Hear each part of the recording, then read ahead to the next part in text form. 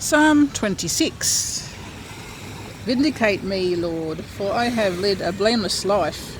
I have trusted in the Lord and have not faltered. Test me, Lord, and try me.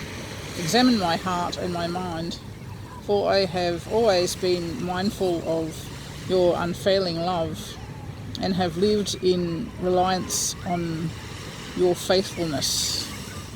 I do not sit with the deceitful, nor do I associate with the hypocrites. I abhor the assembly of evildoers and refuse to sit with the wicked.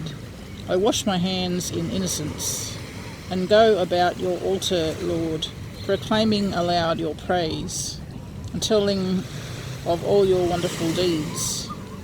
Lord, I love the house where you live, the place where your glory dwells. Do not take away my soul along with the sinners, my life with those who are bloodthirsty. In those hands are wicked schemes, but whose right hands are full of bribes. I lead a blameless life. Deliver me and be merciful to me. My feet stand on level ground.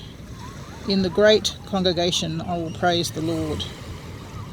And Psalms 26, verses 1 through to 12. God bless you guys.